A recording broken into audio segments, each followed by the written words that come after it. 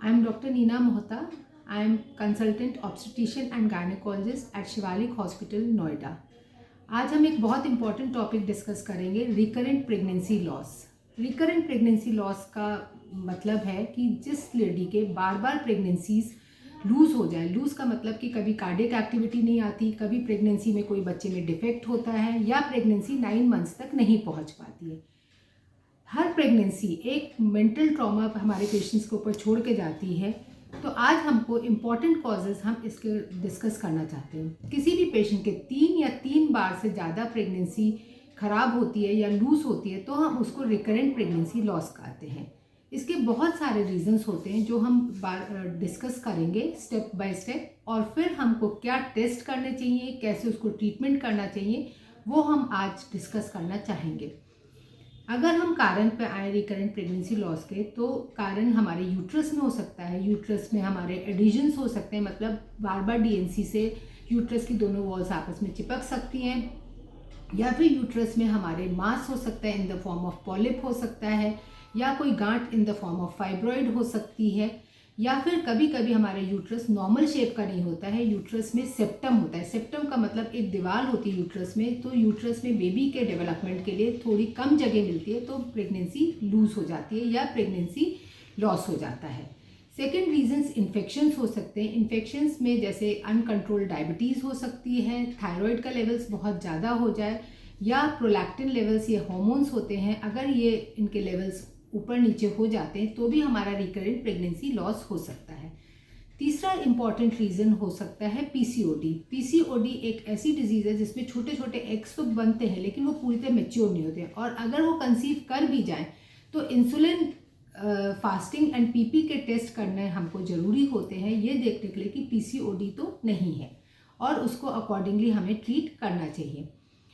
दूसरे रीजंस हो सकते हैं, एक होते हैं कि दोनों पार्टनर्स में या किसी एक पार्टनर्स में क्रोमोसोम्स में, क्रोमोसोम मतलब जेनेटिक जो होता है, हमारे 50% जीन्स मेल पार्टनर से आते हैं, 50% जीन्स हमारे फीमेल पार्टनर से आते हैं। अगर उनमें से किसी में भी डिफेक्ट्स होते हैं in the form of deletions या एब्रेशंस, तो भी ये रिकरेंट प्रेगनेंसी लॉस हो सकता है।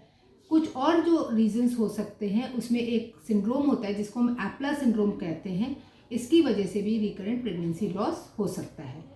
अब हमको अपने पेशेंट्स को, अगर उनमें हार्ट बीट नहीं आई है, किसी पेशेंट्स के अल्ट्रासाउंड में बार बार जिनके लॉस हो रहे हैं, तो उनमें हमें अर्ली इंटरवेंशन रिक्वायर होता है।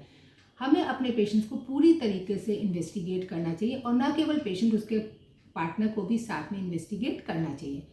अगर ये डिफेक्ट्स हमें यूट्रस के लेवल पे मिलता है, जिसको कि हम हिस्ट्रोस्कोपी से इन्वेस्टिगेट कर सकते हैं, सपोजिंग हमें सेप्टम मिलता है तो हम उसको हिस्ट्रोस्कोपिकली रिमूव कर सकते हैं, या फिर हमको उसमें पॉलिप मिलता है तो पॉलिपेक्टमी कर सकते हैं, या मायोमेक्टमी कर सकते हैं अगर वो रीजन फाइब्रॉइड होता है, क्योंकि फाइब्रॉइड अगर स्पेस ऑक्यूपाई कर रहा है यूट्रस में तो हमको वो रिमूव करने से हमारे यूट्रस में सफिशिएंट स्पेस बन सकती है। अगर एडिशंस होते हैं, एडिशंस मतलब दोनों यूट्रस की वॉल्स आपस में चिपक जाती है, तो हमको उन एडिशंस को दूर करके हिस्ट्रोस्कोपिकली हम कुछ महीनों के लिए उसमें मल्टीलोड या आईयूसीडी डाल देते हैं, और 3 महीने बाद उस आईयूसीडी को आप रिमूव करके आप अपना सफिशिएंट स्पेस क्रिएट हो जाता है, दोनों वॉल्स अलग हो जाती हैं एंड प्रेगनेंसी रुक सकती है।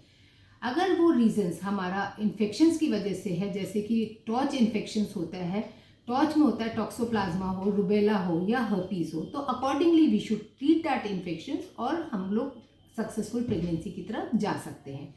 तीसरा होता है हार्मोन्स, जैसे कि अगर थायराइड लेवल्स आपका हाई होता है या प्रोलैक्टिन लेवल्स हाई होता है तो हमें अकॉर्डिंगली, या पीसीओडी की प्रॉब्लम होती है तो अकॉर्डिंगली हमको थायराइड को ट्रीट करना चाहिए। प्रोलैक्टिन हार्मोन अगर हमारा बड़ा होता है तो अकॉर्डिंगली कैबागोलिन टैबलेट हमें देना पड़ता है। और तीसरा, अगर पीसीओडी होता है तो इंसुलिन सेंसिटाइजिंग एजेंट्स देने पड़ते हैं टू प्रिवेंट मिसकैरेजेस।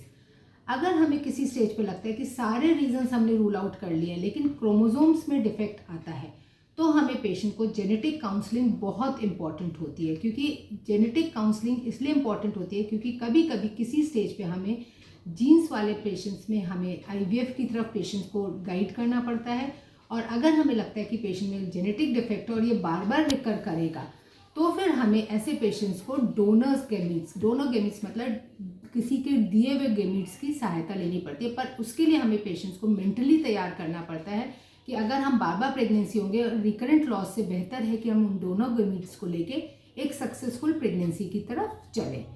तो मोस्ट इम्पॉर्टेंट होता है कि हम अपने पेशेंट्स में, कुछ पेशेंट्स में जिनमें रिकरेंट प्रेगनेंसी लॉस होता है और हमको कोई रीज़न नहीं मिलता है, ऐसे पेशेंट्स में हम लोग प्री कंसेप्शन मतलब कंसीविंग से 1 महीने पहले हम फोलिक एसिड स्टार्ट करते हैं और कंसीव होने पर हम कभी कभी लो मॉलिकुलर वेट हेपारिन का भी यूज़ करते हैं।